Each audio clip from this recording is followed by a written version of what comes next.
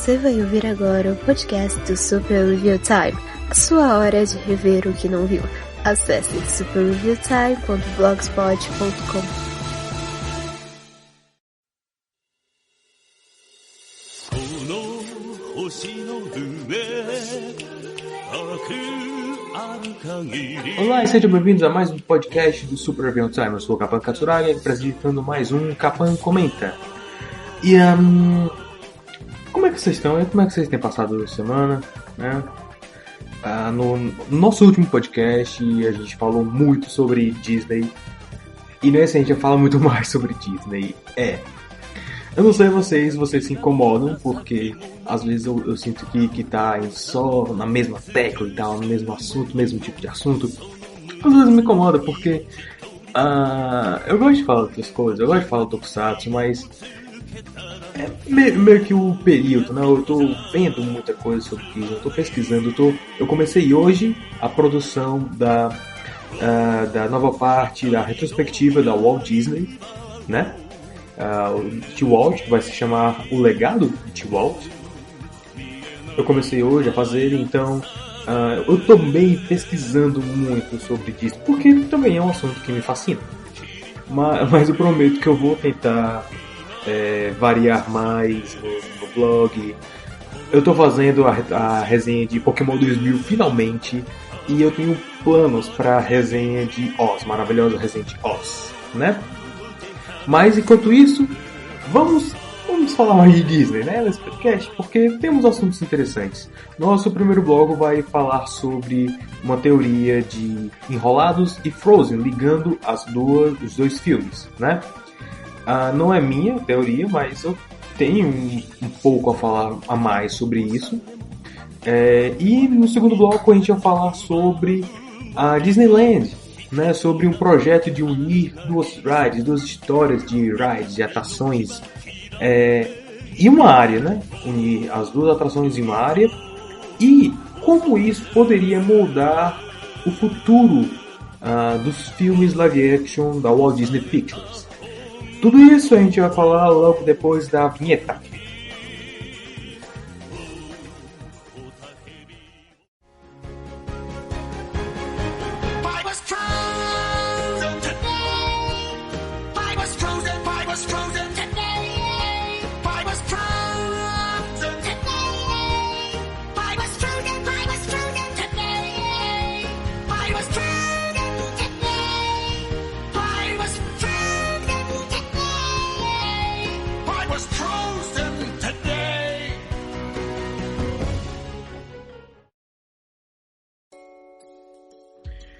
Ok, vamos falar de Enrolados e Frozen, né?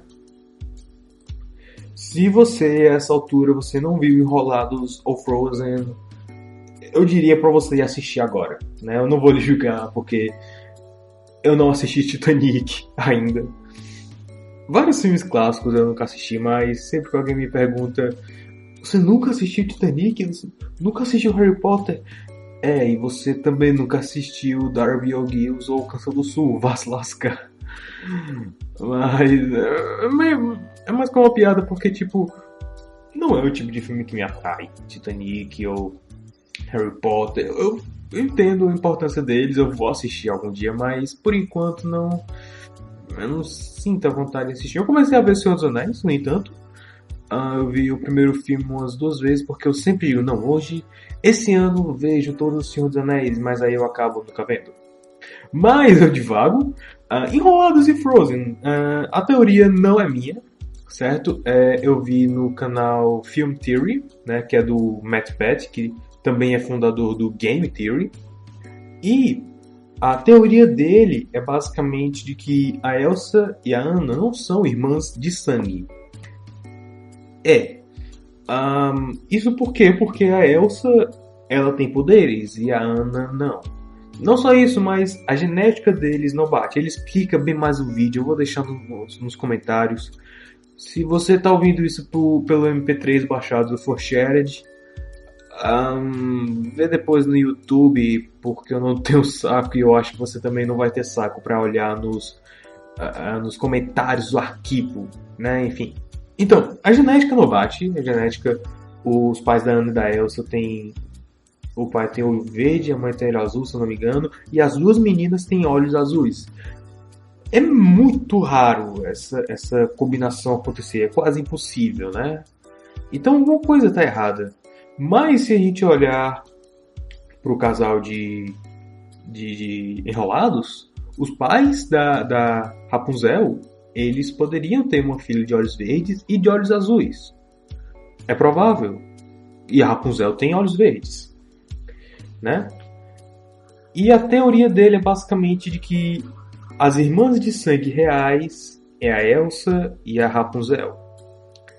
E faz bastante sentido, já que os poderes dela são muito parecidos, né? Os poderes dela de... mas a Rapunzel cura pessoas com cabelo e a Elsa solta gelo. Ok, mas a Elsa, quando ela criou o Olaf, criou o Marshmallow e o Snowdis no curta Frozen Fever. Então ela dá vida também, assim como a Rapunzel. Ela tem o poder de criar vida, porque o Odin estava morto e ela ressuscitou o Odin.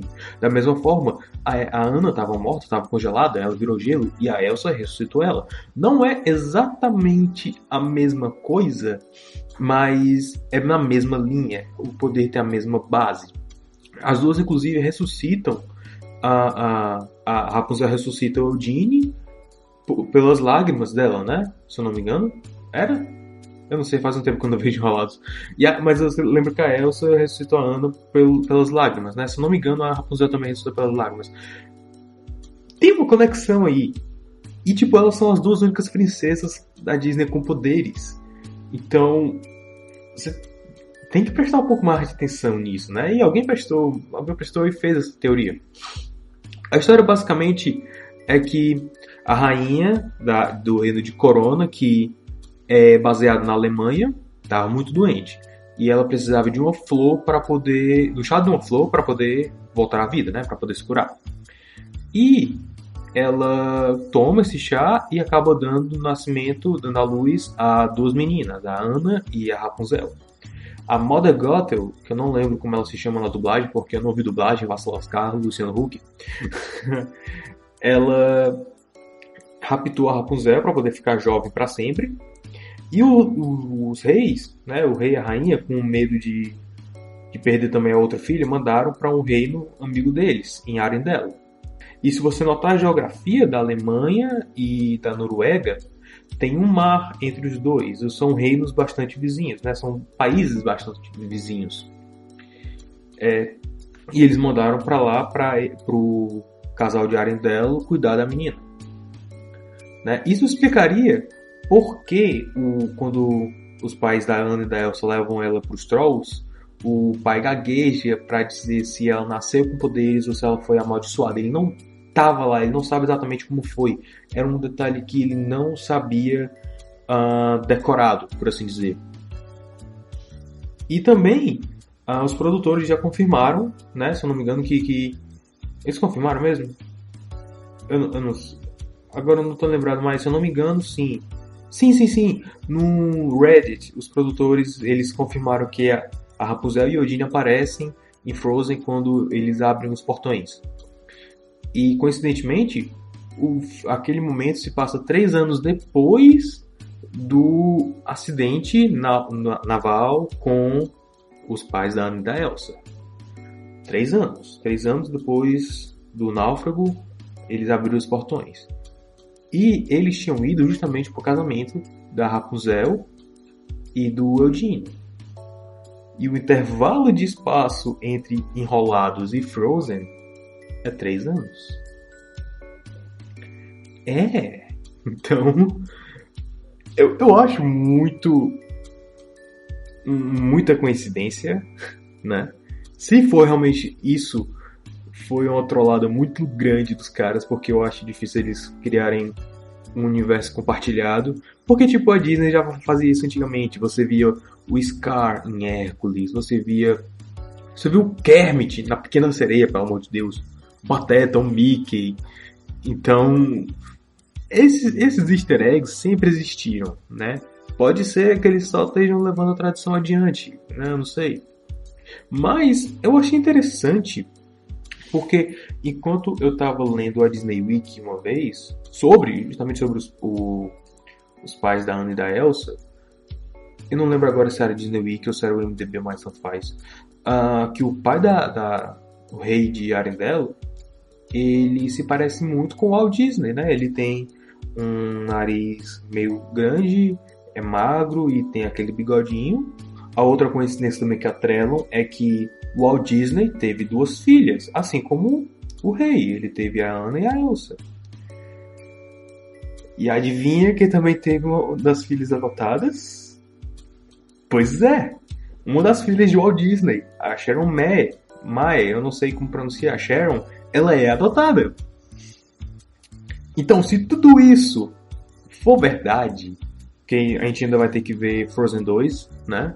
Se tudo isso realmente for verdade, eu espero muito que a Rapunzel apareça nos pós-créditos dizendo: você acha que é a única princesa? Aí, bam, param, pam, pam, pam, pam. Eu não sei a música dos Vingadores. Essa piada não foi pra lugar nenhum agora. Ai, ai. Mas ok, esse primeiro bloco foi bem rápido mesmo, só pra mostrar isso. Só pra deixar registrado esses detalhes, certo? Se você quiser ver o vídeo todo, vê o vídeo do Matchpad, porque ele explica muito melhor, de uma forma bem mais detalhada. É mais interessante, né? Se você entende inglês, é bem bom. Se você não entende, passe a entender. Use os vídeos dele pra aprender. Sério, eu comecei a melhorar inglês só vendo vídeo de YouTube mesmo, especialmente dele e do Angry Video Game Nerd, porque ele fala um pouco mais devagar, é mais fácil de entender do que, sei lá, o Nostalgia Critic.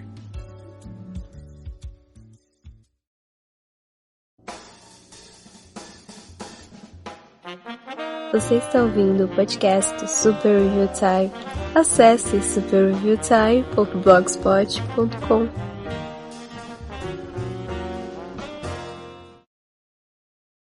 When the cryptos creak and the tombstones quake, folks run out for screaming way. Happy haunts materialize, and begin to vocalize. Grim ghosts come out to socialize.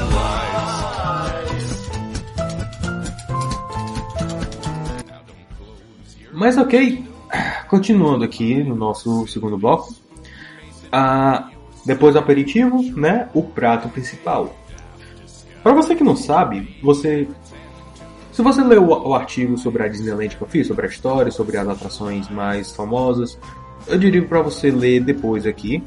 Mas para dar um pequeno resumo, tem a rua principal na Disneyland, né, que leva tanto para o castelo da Bela Adormecida, como também leva para New Orleans Square, né, que é o pedaço baseado na Nova Orleans de antigamente, né, uma coisa bem clássica, assim, bem interiorana, bem interessante até.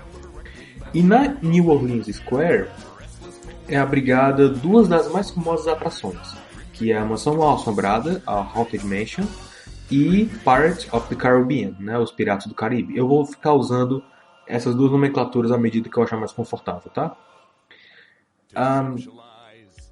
E como você deve saber, lá no início dos anos 2000, a Disney tentou fazer filmes baseados nessas atrações, né? Fez Piratas do Caribe, foi um sucesso, né? Estrondoso, teve 5 filmes, né, até agora. Não todos sejam bons, mas enfim, deu muita grana. Mansão Mal-Assombrada, que foi um fracasso retumbante. E Country Bears, que ninguém se importou. E eu literalmente só lembro desse filme porque teve uma matéria sobre ele na revista Recreio. Eu lembro de coisas muito específicas, sim. E sim, eu tive medo dos ursos quando eu vi, porque eu era uma criança assustável, então... Enfim. O importante é que, de todas as franquias de filmes que eles tentaram fazer baseados em atrações, a única que vingou mesmo foi Piratas do Caribe.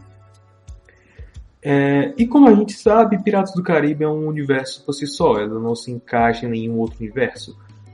Mas houve um tempo na Disneyland que foi feito um projeto para unir as 2 atrações e a área do Tom Sawyer na Frontierland, né? Frontierland, que é a área mais histórica, que fala sobre cowboys, sobre os desbravadores, sobre Como é que é o nome que eles dão? Os pioneiros, né? Sobre índios, Davy Crockett e blá blá blá. Eu resenhei também o filme do Davy Crockett. É um filme bem interessante se você quiser assistir. Mas eu estou me apressando, né? Eu gostaria de apresentar vocês antes a um rapaz chamado Jean Lafitte. Jean Lafitte, ele foi um pirata real, né? Que ele lutou na Batalha de Nova Orleans. Ele é um daqueles piratas que tinham autorização de governos para praticar pirataria com inimigos. Né? Se eu não me engano, o nome que eles dão é bucaneiro ou... Tinha outro nome que eles não eram comissário? Não, era... Deixa eu olhar aqui. Então, pelo que eu pesquisei, Jean Lafitte, ele era um pirata que ele assaltava outros navios e revendia isso nas colônias americanas, né? Basicamente nossos piratas atuais, mas com menos glamour. Enfim, Jean Lafitte aparece em várias partes da Disneyland. Especificamente, tem uma âncora na New Orleans Square com uma placa indicando que aquela âncora pertenceu a Jean Lafitte, né? Porque ele era uma figura proeminente na história de Nova Orleans, né? Ele participou da Guerra de Nova Orleans, que também é contado no filme The Buccaneer de 1958, se eu não me engano, que é um remake de um filme de 1938. Eu tenho quase certeza que eu errei as datas, mas vocês pesquisam no Google e vocês acham. The Buccaneer, nome do filme. O remake é bem bom, ele toma algumas liberdades, né, para tornar a história mais interessante, talvez até menos polêmica do que ela seria, mas eu divago. Enfim, essa âncora tá na Disneyland desde o primeiro dia. E provavelmente ela entrou meio que subliminarmente na mente de Ed Soto, que trabalhou na Disneyland, na Imagineering, justamente nesse projeto. Porque o que aconteceu? Para você ir para a ilha de Tom Sawyer, você tinha que pegar uma balsa para poder chegar lá, né? E esse processo era caro, né? Não estava dando o retorno que o parque gostaria de ter. Qual foi o projeto dele? O projeto dele era de ter uma passagem secreta da Haunted Mansion para uma catacumba, né? Essa catacumba ia dar para Piratas do Caribe e também para Tom Sawyer. Eu quase esqueci o nome. Piratas do Caribe é interessante também porque você entra lá na fila, né? Você sai da fila, você entra naquela parte para entrar nos barcos para ir para a atração em si. E se você olhar lá para cima, tem uma placa escrita Lafitte's Landing, né? Que é literalmente o Porto de Lafitte. Né? A tradução livre é o Porto de Lafitte. Então, ele faria esse túnel por debaixo do parque, né? Para poder economizar e levar mais gente sem necessidade de ter uma balsa. Quem quisesse pela balsa ia, quem quisesse ir por debaixo ia. E aí você saía na área do Tom Sawyer, ia ter no Fort Wilderness, se eu não me engano. Deixa eu ver aqui, que eu anotei aqui, para vocês terem uma noção de como tanta coisa que tem. Normalmente eu faço tipo meia página com 5, 6 tópicos que não passa de uma linha. Agora tem 2 páginas com 3, 4 linhas, então... sim, o túnel que ia sair na ilha, ele ia dar para um canto que teria atrações para crianças, teria um jogo de atirar de canhões, teria um lugar que serviria sucos com aqueles pozinhos que você coloca na boca, e aqueles pozinhos de pirulito, eu não lembro como eles chamavam aqui, que você coloca o pirulito no pó, você bota na boca e começa a explodir na sua cabeça, sabe? Pronto, teria isso nos sucos, que eu não sei se seria interessante para tomar, mas eu tenho muita curiosidade de provar agora. Teoricamente seria baseado na pólvora dos chineses, mas eu ainda não sei como relacionar isso com Frontierland, porque me parece meio, parece meio estranho, mas enfim. Então, o Ed, à medida que ele ia estudando mais sobre Jean Lafitte, ele ia descobrindo essas relações, ele ia fazendo sketches, e até inclusive ele postou no Twitter dele há algum tempo que a ideia era fazer um túmulo, fazer um mausoléu pro Jean Lafitte, e desse mausoléu você ia para catacumba, né, que seria baseado nas catacumbas que ele viu em Paris. Atualmente tem uma pequena entrada, né, já fechado com tijolos, com a data 1764. Essa seria, até onde eu sei, foi o mais próximo de fazerem realmente essa entrada para as catacumbas subterrâneas, né? Catacumba subterrânea é um pleonasmo, enfim, dane-se. Mas o projeto nunca foi para frente, porque provavelmente ia ser muito custoso. E também teria alguns problemas. Porque, por exemplo, você vai para Mansão Mal-Assombrada, você está atrás de algum tipo de experiência, né? Você vai para Piratas do Caribe, você quer outro tipo de experiência. Quando você começa a ligar as coisas assim nas rides, começa a perder um pouco daquele brilho, daquele charme original. Ao menos eu acho, tipo, beleza. Uma coisa é ter a ride, que deu origem ao filme, e o filme agora inspira também a ride. Na Piratas do Caribe de Xangai, ou é de Hong Kong, agora não estou lembrado, já foi feita do zero com referências aos filmes. Agora, na Piratas do Caribe, nos outros parques, tem o Jack Sparrow. Enfim, beleza. Mas quando você começa a juntar demais essas coisas, não fica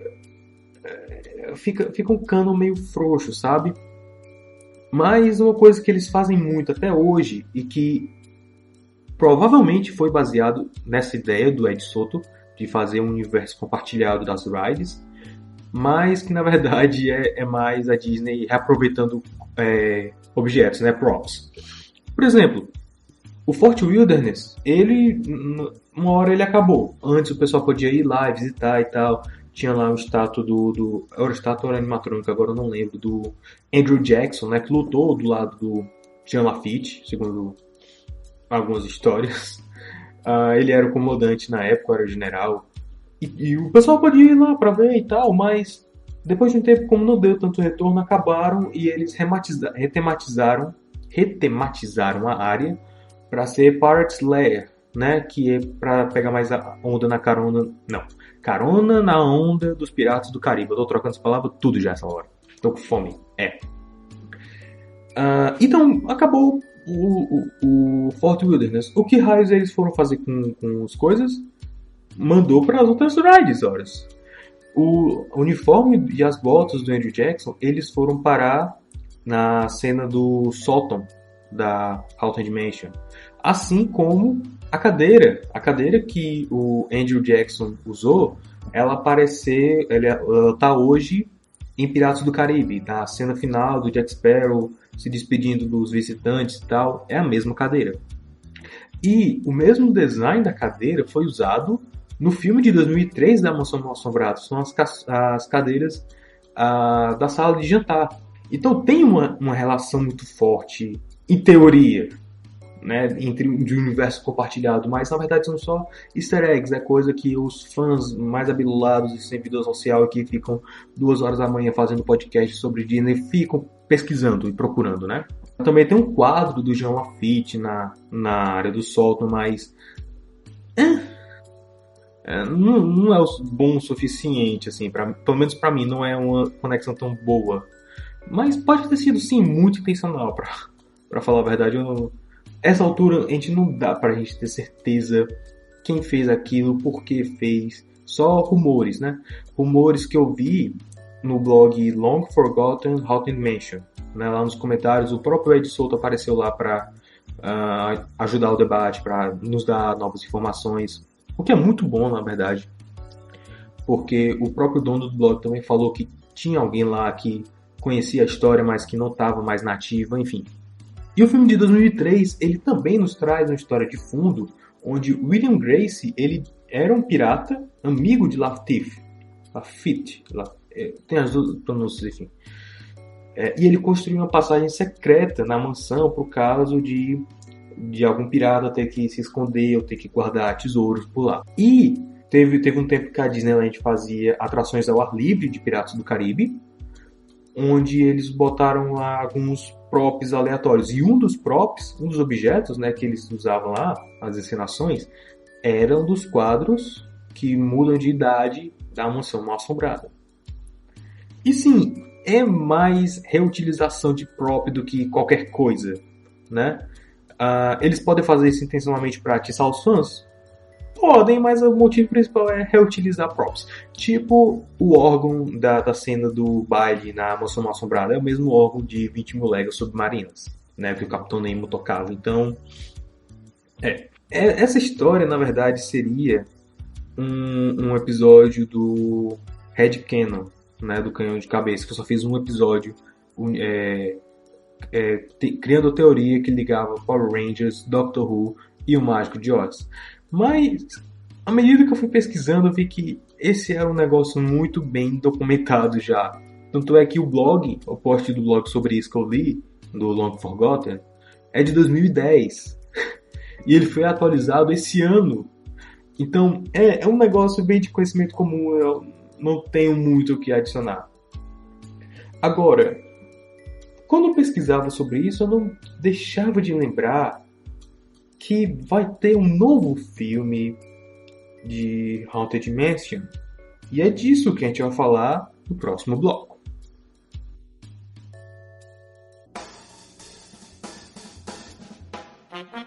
Você está ouvindo o podcast do Super Review Time. Acesse superreviewtime.blogspot.com.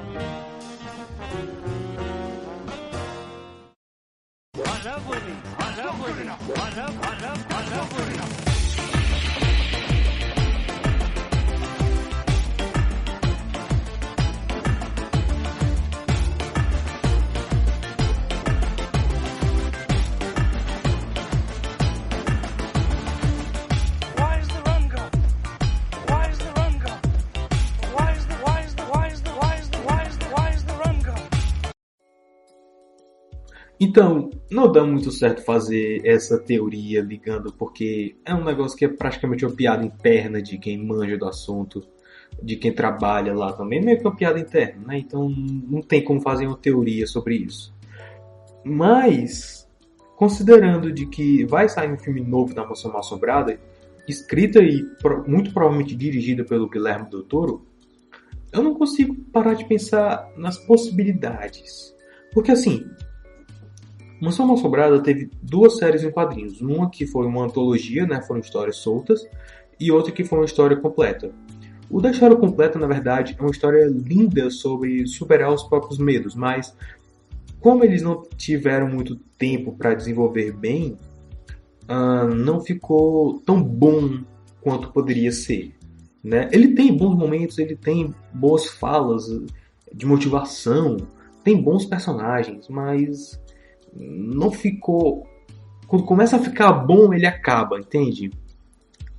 É uma coisa que poderia ser melhor desenvolvida no filme, até porque a própria história envolve pirata também, né? Envolve um tesouro pirata dentro da mansão e etc. Eu não vou spoiler aqui. Se você quiser ler, vai ler, é muito bom.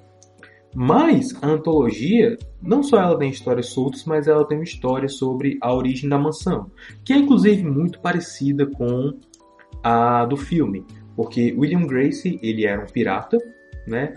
E que ele tinha amizade com o Jean Lafitte, já se encontrou com ele várias vezes. Inclusive, se não me engano, Lafitte foi quem financiou a construção da mansão. E lá ele decide mudar de nome, né, para poder viver uma vida tranquila. Se apaixona por Constance e tem alguma treta lá com a Madame Leota e aí todo mundo morreu. Acabou. É uma boa história, é uma história interessante, porque ele relaciona muito elemento da Ride, mas ao mesmo tempo ele consegue andar com as próprias pernas, né? Acho que os 3 primeiras partes é só a história dele como pirata e é legitimamente interessante. E sim, Mansão Mal-Assombrada filme é uma franquia que merece um reboot nos cinemas, né? Nas mãos de alguém que sabe o que está fazendo, e eu acho que o Guilherme Del Toro sabe como fazer essa história funcionar. Mas também eu não deixo de olhar para Piratas do Caribe e pensar, vamos fazer um reboot aí, tipo, de boas. Porque, tipo, o primeiro filme foi uma aposta. E deu certo, deu muito certo. Até hoje, ele se sustenta muito bem como um legítimo filme de aventura e divertido, interessante, com personagens interessantes, com um plot interessante, que adapta elementos da Ride muito bem. Porque, tipo, na Ride você vê esqueletos, pirata e é só aquilo. Eles não te dão muita explicação além do que você vê. Mas você pode criar suas próprias teorias e É um negócio interessante dessa ride porque ela te deixa imaginar o que é aquilo. É uma narrativa de começo, meio e fim. O cara tocando banjo que a gente vê no começo. Aliás, não é o cara que tá tocando banjo, ele tá só fumando um cachimbo mesmo. Mas o cara no começo ele é um pirata. E ele tá lembrando da vida dele como pirata. Ele tá contando isso pra gente. Começa a criar essas teorias. E é um dos motivos pelo qual eu não acho que eles fariam um universo compartilhado nas rides também, né? Iria estragar um pouco isso, né? Que era o conceito original. Mas eles conseguiram adaptar bem, colocando elementos fantásticos que casam bem com o conceito, casam bem. E é um negócio original. Eu acho que eu nunca vi ninguém usar esse tema de piratas amaldiçoados como o Piratas do Caribe fez. E é um filme muito bom mesmo. Mas aí veio o segundo filme e ele era bom. E você começa a notar um outro problema. Tem um carro tocando alarme na rua. Eu não sei se tá saindo. Eu acho que não tá saindo, não, mas enfim. Então, você começa a notar um pouco mais de problema na narrativa. Começa a ficar um negócio meio arrastado. Começa a querer se levar a sério demais. E é bom, mas você fica... tá indo por um caminho ruim. E aí depois vem o terceiro filme e aí termina de lascar tudo e... Ele começou a se levar a sério demais, começou a querer ser artístico demais e grandioso e épico demais. Não, só ser um filme sobre piratas, tá bom demais, não precisa mais que isso. Você pode sim levar para direções maiores, mas vamos com calma, vocês estão querendo ficar épicos demais muito cedo, isso não é bom. E aí veio o quarto filme que finalmente eles tentaram montar um pouco mais as raízes com uma história direta, uma história interessante, mas ainda mais compreensível, né, mais acompanhável. Mas que muita gente não gostou. Eu imagino que Piratas do Caribe 4 seja tipo Dragon Ball GT. Mas eu nunca vi Dragon Ball GT ou Dragon Ball Z ou Dragon Ball, então... Enfim. E Piratas do Caribe 5 que eu já ouvi muito mal. É uma franquia cansada. Jack Sparrow tá cansado. Johnny Depp, ele tá velho. Ele já não tem a mesma graça de antes. Você pode até não notar isso, mas... Você sabe que ele não aguenta mais. Mas onde eu quero chegar com isso? Piratas do Caribe, no cinema, não pode se focar só em Jack Sparrow. Sim, foi feita baseada no Jack Sparrow, baseado nos livros dos Piratas do Caribe, né? Caso você não saiba, tem uma série de livros sobre a infância e juventude do Jack Sparrow. E o filme foi bem nessa linha mesmo. Mas não é só isso. É como se tu quisesse que os próximos filmes de Transformers ou qualquer coisa relacionada a Transformers fosse só sobre Sam Witwicky. Eu lembro até de uma vez que eu tava lendo Transformers Heart of Steel e meu amigo perguntou se tinha alguma coisa a ver com Sam Witwicky. Eu, não, nada a ver. Isso aqui veio antes até. Eu acho que veio antes, eu não tô lembrando agora, mas dane-se. Então Piratas do Caribe dá pra seguir a mesma linha. Você pode contar boas histórias sobre piratas sem usar o Jack Sparrow. Pode ser até no mesmo universo, não me importo. Mas novos personagens. A gente pode acompanhar um novo grupo de piratas, um novo bando de piratas em busca, sei lá, de algum tesouro mitológico, não sei. E aí um desses piratas, ele se cansar da vida de pirata, querer ficar num lugar e descansar. E aí ele faz uma parceria com o Jean Lafitte para poder construir a mansão dele. Entenderam? Eu não sei se eles fariam isso, porque é meio complicado, sabe? Em termos de mercado, porque o público tá acostumado com Jack Sparrow, né? E assim, se você tiver um filme de Piratas do Caribe sem o Jack Sparrow, você vai ter que trabalhar uma nova imagem, você vai ter que trabalhar novos personagens, novos atores, e trabalhar o público também, para que eles se acostumem, para que eles gostem daqueles personagens. E isso não é fácil.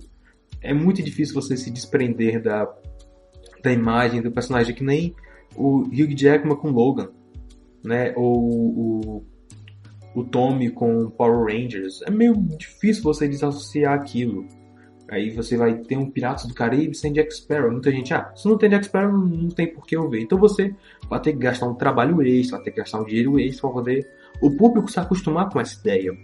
Mas eu não acho que seja muito difícil nesse sentido, né? Para os criadores vai ser um pouco mais complicado. Porque você tem que fazer um novo personagem, com nova personalidade, que não seja aquela personalidade Johnny Depp, que basicamente hoje só interpreta um personagem, né? Ou é o chapeleiro maluco da Alice do Burton, ou é o Jack Sparrow, né? Ele só faz isso agora. Mas aí você tem que fazer novos personagens, vai ter que fazer novas histórias, podendo ser até, sei lá, fazer um admirador do Jack Sparrow, pra fazer logo um link, pra poder fazer como aquela passada de bastão, que é uma coisa que Caça-Fantasmas não fez, que foi um erro gravíssimo. Quando você faz uma mudança assim de franquia, né, ou de série mesmo, o Super Sentai faz isso todo ano, é uma coisa interessante você ter os personagens antigos passando a tocha para outros personagens, para os novos personagens, como se fosse um selo de garantia, como se fosse também... Cria até aquele sentimento de família mesmo. Uma nova geração de personagens está por vir e vocês agora estão nas mãos deles. Então, mas nós confiamos neles, então vocês também deveriam confiar. Cria esse sentimento mais de familiaridade. Então, se o personagem novo ele fosse o admirador de Jack Sparrow, faria mais sentido e seria até identificável para o público, porque o público também é um admirador de Jack Sparrow, né? O problema seria se você levasse isso muito longe e tentasse fazer ele um Kylo Ren da vida, né? Porque o Kylo Ren ele é um admirador do Darth Vader, mas não só isso, ele quer ser o Darth Vader. E os produtores foram muito inteligentes de colocar uma personalidade própria nele ao mesmo tempo que ele tenta ser o Darth Vader, né? Então teria que ter uma coisa nesse sentido também para esses novos personagens. E seria muito interessante, seria. Eu adoraria ver novas histórias relacionadas a Piratas do Caribe e talvez relacionado esse filme a Haunted Mansion. E eu pensei agora, o universo compartilhado agora tá tão na moda que seria mais interessante ainda se eles fizessem o contrário disso, né? Ao invés de fazer o universo compartilhado, eles só jogassem referências mesmo, né? Sei lá, bota a cadeira. Bota a cadeira que apareceu no Haunted Mansion, no filme, coloca lá de alguma forma. Só no background mesmo. Bota no escritório do capitão. Ou sei lá, coloca um pirata, tipo um pirata figurante. A equipe pirata principal vai ter que enfrentar outros piratas, e aí um desses piratas, que assim, ele não chama muito a atenção, mas ele é engraçadinho e tal, ele meio que conquista o público. E aí no filme da Haunted Mansion ele aparece lá como figurante. É só isso. É só isso que eu quero. Pra mim é o suficiente. Não precisa fazer universo compartilhado. Seria legal, mas tá um negócio tão em moda agora que a gente tá vivendo a era do universo compartilhado. Marvel tem, DC tem, a Universal tá tentando fazer isso agora. É meio retardado, sabe? Assim, eles estão querendo, os fãs estão querendo empurrar isso pra Pixar também, colocar os filmes deles todos no universo só, mas não vai dar certo, não vai funcionar, não é assim que a Pixar trabalha. Eu acho até que os caras são contratualmente proibidos de olhar esse tipo de coisa, né, para não influenciar o trabalho deles. Agora, assim, conhecendo a Disney atual como eu conheço, eu acho muito, muito provável que eles fizessem o universo compartilhado mesmo, porque eles fazem essas coisas só pra irritar a gente, cara. Eles tomam decisão idiota só pra irritar a gente. Tipo, o Rei Leão. O que vai ser o Rei Leão? Vai ser uma animação parecida com live action. E eles vão vender como live action. Ok, se eu quero ver o Rei Leão, então eu vou assistir o Rei Leão de 94. Eu já falei isso no outro podcast. Mas é porque é um negócio que me irrita. É tipo, parece que tem um caminho bom, tem um caminho ótimo, um caminho criativo que pode ser muito difícil de fazer, pode ser muito difícil de botar pra frente, mas é um negócio que, assim, ao meu ver, vale a pena tentar, vale a pena arriscar, porque tá saindo da caixa atual. Todo mundo já tá ficando cansado de universo muito compartilhado. Depois que a DC começou a fazer isso, aliás, a Marvel começou a fazer, a DC quis copiar e fez totalmente errado. A Universal também começou com o pé esquerdo, e eu duvido que eles vão conseguir fazer um negócio bom com isso também. Então, seria mais interessante fazer como as rides, né? Olha que conceito mais legal. É o de você tentar adaptar realmente a ride em filme, tentar emular a experiência da ride em uma narrativa de 3 atos, com personagens, com história, com subplots, etc. Claro, é um pouco difícil porque, a Mansão Mal-Assombrada ela funciona mais como um museu mesmo. Ela não tem tanta interatividade, não tem uma história. Piratas do Caribe tem mais uma história, né, que você pode argumentar. Não, é só uma cena de pirata aleatória. Ok, mas eu consigo ver uma história ali. Eu consigo ver o cara lá do começo contando: nos meus dias era muito mais legal.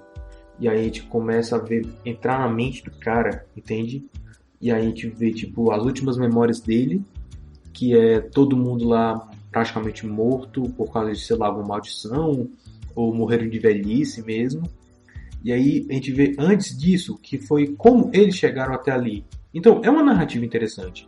Mansão Assombrada eu não consigo pensar tanto, mas os quadrinhos, e não só os quadrinhos, mas o jogo também de GameCube, de Play 2, eles fizeram um trabalho fantástico em dar personagens e fazer referências à ride, ao mesmo tempo ser uma coisa própria. Se você não jogou o jogo de Play 2 de GameCube, vai jogar, porque como game designer é um negócio muito legal. Ele sempre te pega de surpresa de algum jeito. Cada sala é uma regra diferente para você decifrar. O jogo de puzzle ao mesmo tempo que é um jogo de aventura e de tiro. É fantástico, é fantástico. E tem uma história interessante, é uma história bem boba, mas até que funciona melhor do que a do filme. Que tem um mago lá do mal que quer dominar a mansão para fazer um exército de fantasmas ou algo assim.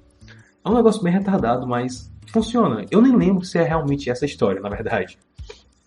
Porque faz um tempo que eu joguei o jogo e eu não terminei ainda, então Mas é o tipo de coisa que poderia ser usado no filme, porque no jogo você joga com um escritor de histórias de terror que é chamado para essa casa e tal, para poder ajudar os fantasmas a se livrar do mago. Porque, assim, a mansão, ela não é necessariamente um lugar ruim. Ela só é habitada por fantasmas. Fantasmas que foram para lá basicamente como uma colônia de férias, uma colônia de descanso, etc. Claro, algumas das histórias que fizeram baseado toma por outro lado. São os fantasmas que não conseguiram passar por outro lado e acabaram hospedados lá até que eles conseguirem passar, alguma coisa assim.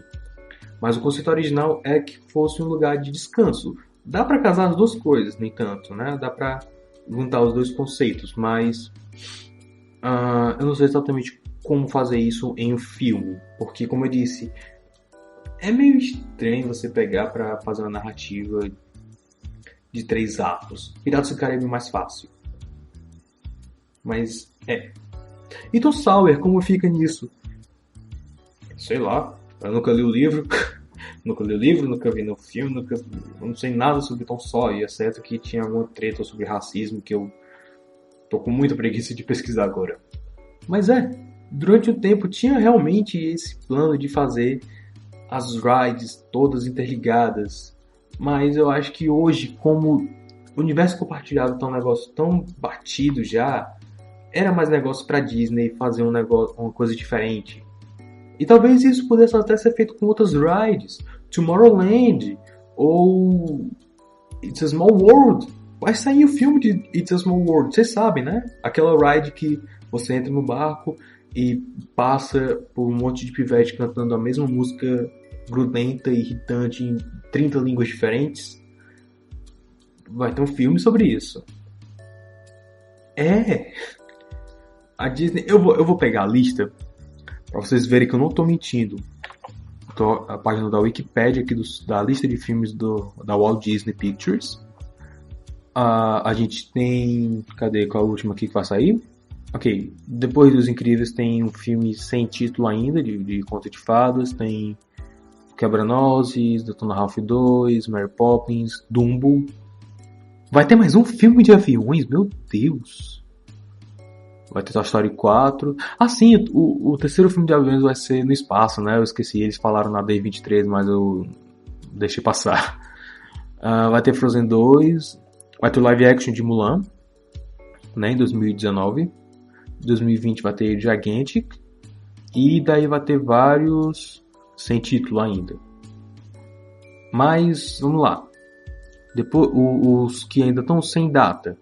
A gente tem Aladdin, Peter Pan, vai ter um Peter Pan em 2021. Meu Deus, qual o problema desses caras? Parem de fazer remakes. Ok.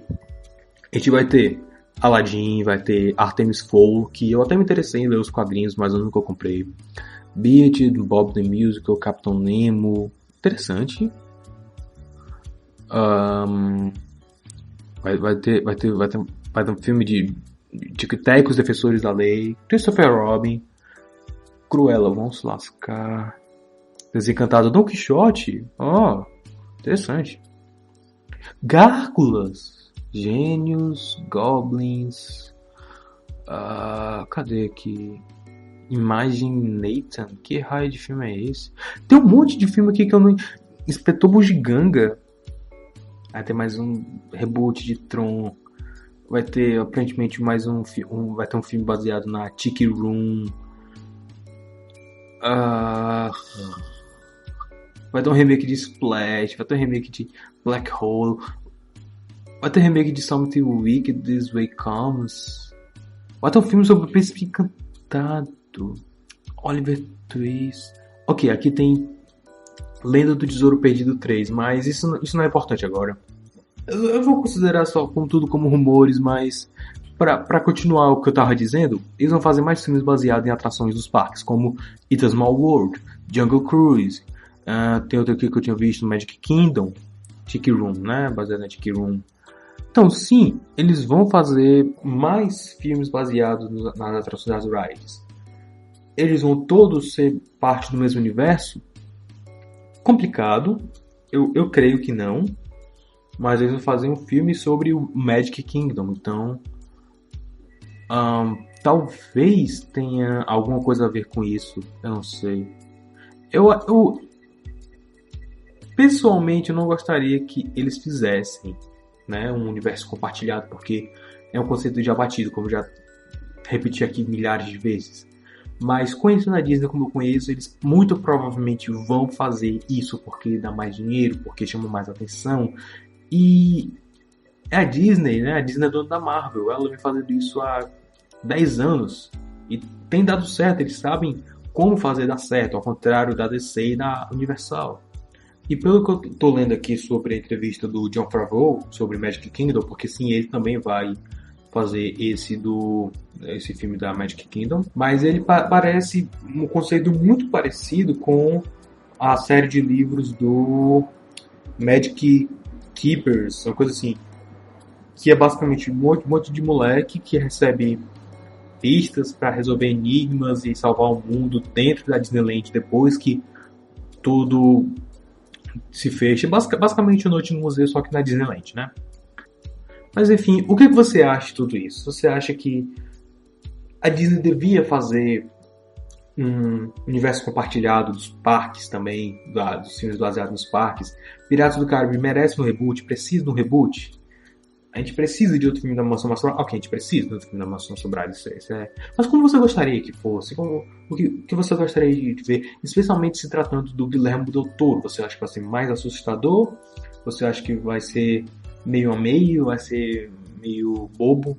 Porque a gente sabe como input de engravatado pode mudar um filme, como aconteceu com Cool World, do Ralph Bakshi, né? Que o Ralph Bakshi fez o filme lá todo bonitinho, o roteiro, aí chegou o primeiro dia de filmagem, deram outro roteiro pra ele.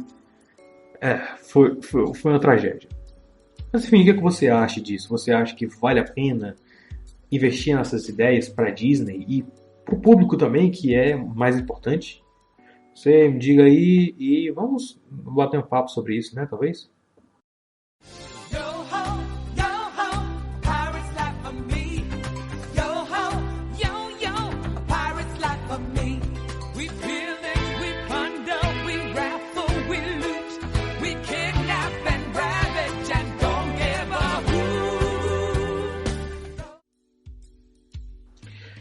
Então era isso que eu tinha para vocês hoje. Fiquem ligados nos próximos dias, porque eu estou preparando as coisas muito interessantes para vocês.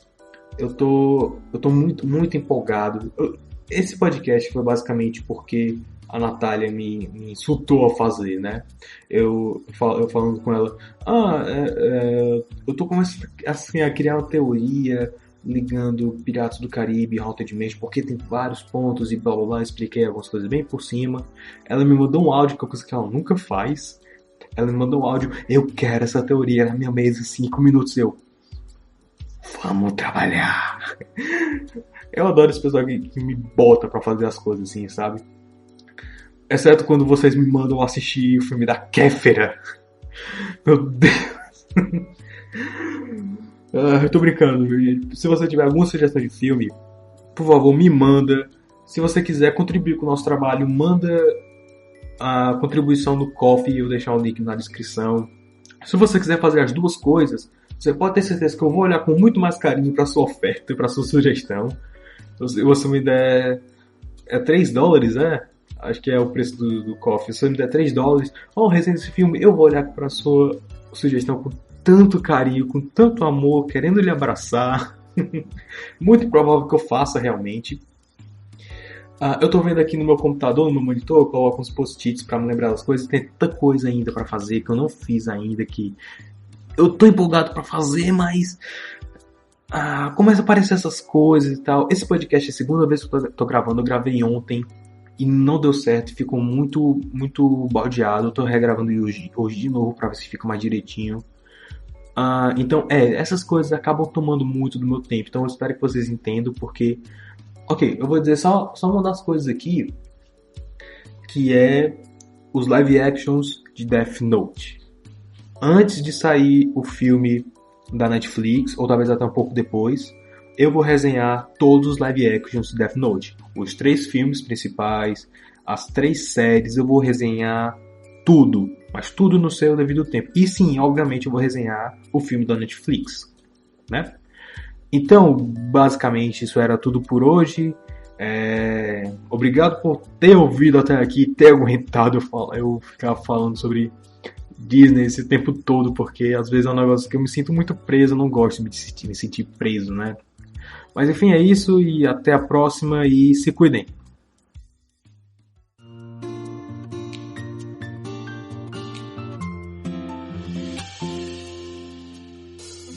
Você ouviu o podcast do Super Review Time.